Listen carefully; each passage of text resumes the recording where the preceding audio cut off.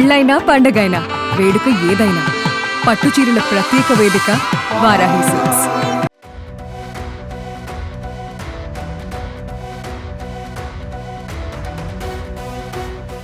ఏ దేశమేగిన తెలుగువాడి ఖ్యాతి అన్ని వైపులా వ్యాపించి ఉంది. నాటు నాటు పాటకు ఆర్ఆర్ఆర్ బృందం ఆస్కార్ మెట్లు ఎక్కిన టాలీవుడ్ సినిమాలు దుబాయ్ నుంచి ఆస్ట్రేలియా దాకా ప్రతి చోట రికార్డులు నమోదు చేస్తున్న మనం గర్వించే మైలురాళ్ళు ఎన్నో అందుతూనే ఉన్నాయి. కానీ స్వర్గానికి ఎగిన ఒక నట దిగ్గజాన్ని ఆస్కార్ అకాడమీ స్మరించుకోవడం ఖచ్చితంగా గర్వించాల్సిన గొప్ప విషయం. గత ఏడాది జూలైలో అనారోగ్యం వల్ల కన్నుమూసిన కోటా శ్రీనివాసరావు గారు నిన్న జరిగిన ఆస్కార్ వేడుకలలో స్మరించుకున్నారు. ఆయనతో పాటు బిఎస్ సరోజినీదేవి, ధర్మేంద్ర, మనోజ్ కుమార్లకు నివాళులు అర్పిస్తూ తమ అధికారిక వెబ్సైట్లో ఉన్న ఆస్కార్ ఇన్ మెమోరియంలో వీళ్ళ ఫోటోలు చోటు కల్పించారు. ఈ సందర్భంగా ప్రదర్శించిన వీడియోలో కోటా గారి ఫోటో అంత పెద్ద అంతర్జాతీయ వేడుక మీద కనిపించడం కన్నా గర్వకారణం ఇంకేముంటుంది.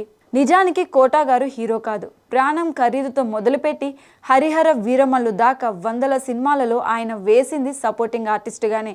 అయినా సరే కోట్లాది అభిమానులను సొంతం చేసుకున్నారు.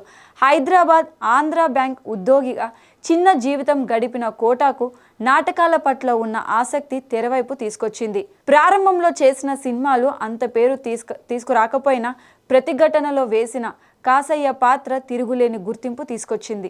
ఆహనా పెళ్ళాంటలో పిసినారిగా, శత్రువులో నవ్వుతూనే ప్రాణాలు తీసే దుర్మార్గుడిగా, చిత్రం బలారే విచిత్రంలో కంజున్ ఇంటి ఓనర్గా, గణేష్లో కిరాతకుడైన హెల్త్ మినిస్టర్గా ఒకటా రెండా కోటా గారి క్యారెక్టర్ల గురించి రాసుకుంటూ పోతే పుస్తకమే అవుతుంది. పద్మశ్రీ పురస్కారాన్ని 2015లో అందుకున్న కోటా గారు చివరి శ్వాస వరకు నటిస్తూనే ఉన్నారు.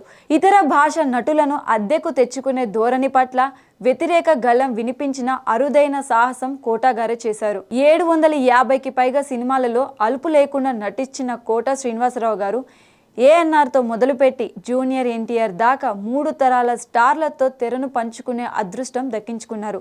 ముఖ్యంగా బాబు మోహన్ కాంబినేషన్లో కోటా నటించిన సినిమాలు బీసీ సెంటర్స్లో అధిక వసూలు తెచ్చినవే. వీళ్ళ ట్రాక్ లేకుండా సినిమాకు ఎక్కువ రేట్ ఇవ్వమని డిస్ట్రిబ్యూటర్లు అప్పట్లో బెదిరించడం నిర్మాతలు ఎప్పటికీ మర్చిపోలేని గొప్ప జ్ఞాపకం.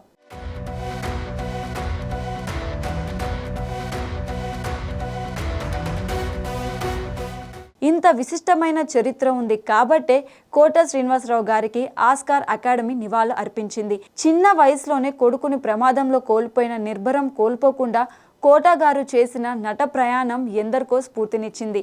ఇప్పటికీ ఆయన స్థానాన్ని ఎవరూ భర్తీ చేయలేకపోతున్నారు. కామెడీ, విలన్, సెంటిమెంట్, ఎమోషన్, సెటరిక్ ఇలా ఏ క్యారెక్టర్ ఇచ్చినా ప్రాణం పోయడం కోటా గారి శైలి. అందుకే ఆస్కార్ సైతం నివాళి అర్పించి తన ప్రతిష్ట పెంచుకుంది.